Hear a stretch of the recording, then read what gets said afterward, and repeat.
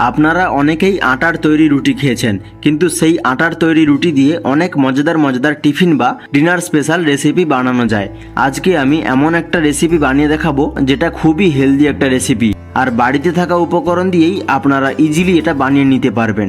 প্রথমে এই রেসিপিটি বানানোর জন্য একটা ডো রেডি করে নিতে হবে।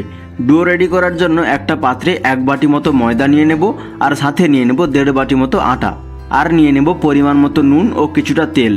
এবারে সবগুলোকে কিছুক্ষণ মাখিয়ে নেব, আর কিছুক্ষণ মাখানো হয়ে গেলে দেখবেন এরকম ডেলা ডেলা হয়ে যাচ্ছে। এরপর অল্প অল্প জল দিয়ে ডোটা রেডি করতে হবে। প্রথমে বেশি জল দিলে জলের পরিমাণটা বেশি হয়ে যেতে পারে। আমি 3 থেকে 4 বার প্রয়োজন মতো জল নিয়ে ডো রেডি করব। যে রেসিপিটা আজকে আপনাদের বানিয়ে দেখাবো সেটা যতটা সিম্পলভাবে বানানো যায় সেভাবেই বানিয়ে দেখাবো, যাতে আপনারা ইজিলি বাড়িতেই বানিয়ে নিতে পারেন। যখনই দেখবেন ডোটা এরকম একসাথে হয়ে যাচ্ছে, তারপর আরও 2 থেকে 3 মিনিট মতো মাখিয়ে নিতে হবে, তাহলে ডো অনেকটা সফট হবে। এখন ডোটা রেডি হয়ে গেছে। এবার এটাকে 15 থেকে 20 মিনিট মতো ঢাকিয়ে রেখে দেব। ততক্ষণে একটা ফ্রাইং প্যানের মধ্যে কিছুটা তেল নিয়ে নেব, আর তেল গরম হয়ে গেলে কেটে রাখা পেঁয়াজ দিয়ে দেব। এই পেঁয়াজটা ততক্ষণ ফ্রাই করে নেব যতক্ষণ না পর্যন্ত এটা ব্রাউন না হয়ে যাচ্ছে। আপনারা চাইলে এখানে কিছুটা নুন অ্যাড করতে পারেন, তাহলে পেঁয়াজটা তাড়াতাড়ি ব্রাউন হয়ে যায়। এরকম ভাবে পেঁয়াজ ফ্রাই করে নিলে রেসিপির স্বাদ কিন্তু দ্বিগুণ হয়ে যায়। এখন পেঁয়াজটা ব্রাউন হয়ে গেছে, এই সময় এটাকে একটা পাত্রে নামিয়ে নেব। এরপরে 4 থেকে 5টা সেদ্ধ আলু আমি এইভাবে গ্রেট করে নেব। আলু এই জন্যই গ্রেট করে নেব কারণ এর মধ্যে যাতে বড় বড় টুকরো না থেকে যায়, তাহলে খাওয়ার সময় কিন্তু একদমই ভালো লাগবে না। সবগুলো আলু গ্রেট করে নিয়েছি। এর মধ্যে দিয়ে দেব লেবুর রস। এর জায়গায় আপনারা চাট মশলাও ব্যবহার করতে পারেন। এবারে যে পেঁয়াজটা ফ্রাই করে রেখেছিলাম সেটা দিয়ে দেব। এরপর দিয়ে দেব চিলি ফ্লেক্স। ফ্লেভার ভালো আনার জন্য দিয়ে দেব কুচনো ধনেপাতা। লাস্টে দিয়ে দেব স্বাদ মতো নুন। এবারে সবগুলোকে মিক্স করে নেব। আমি এখানে সবগুলো ভালো করে মিক্স করে নিয়েছি। আর এখানে আমাদের যে ডোটা 20 মিনিট মতো রেস্টে রেখেছিলাম সেটা আবার 1 মিনিট মতো মাখিয়ে নেব। এবার এখানে কিছুটা আটা ছড়িয়ে দিয়েছি এবং এর উপরে ডোটা রেখে রোল করে নেব। এবার একটা ছুরি দিয়ে এটাকে দুটো ভাগে ভাগ করে নেব। এর মধ্যে থেকে একটা ভাগ নিয়ে আবার এভাবে রোল করে নেব এবং আবার এটাকে 3 টুকরো করে নিচ্ছি। এবারে প্রতিটা টুকরোকে এভাবে গোল গোল করে শেপ দিয়ে নেব। এখানে আবার কিছুটা আটা ছড়িয়ে দিয়ে এটাকে বেলনের সাহায্যে বেলে নেব। রুটিটাকে বেলার সময় খেয়াল রাখতে হবে এটাকে বেশি পাতলা বা বেশি মোটা করে বেলা যাবে না।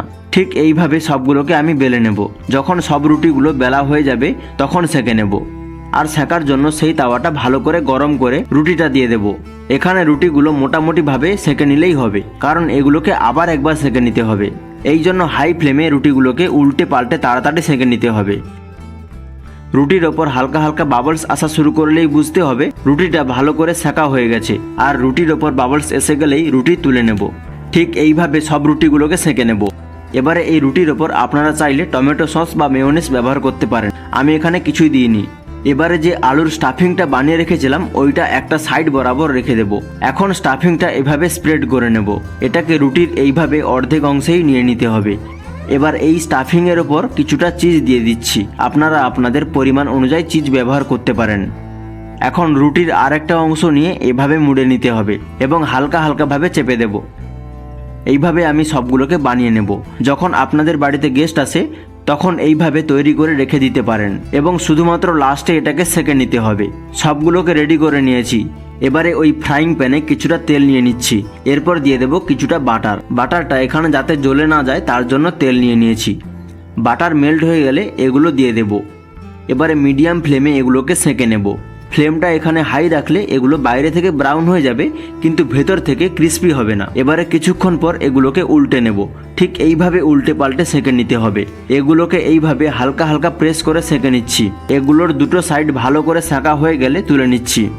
এবার ঠিক একই রকম ভাবে সবগুলো সেঁকে নেব। সবগুলো রেডি হয়ে গেছে। এবারে এটাকে একটা বোর্ডের উপর নিয়ে ছুরি দিয়ে কেটে দেখাচ্ছি। দেখতেই পাচ্ছেন ভেতরটা কি সুন্দর হয়েছে, সাথে সাথে খেতে কিন্তু খুব দারুণ হয়েছে। আপনাদের কাছে একটাই রিকোয়েস্ট থাকলো, আপনারা এই রেসিপিটি একবার হলেও বাড়িতে ট্রাই করবেন।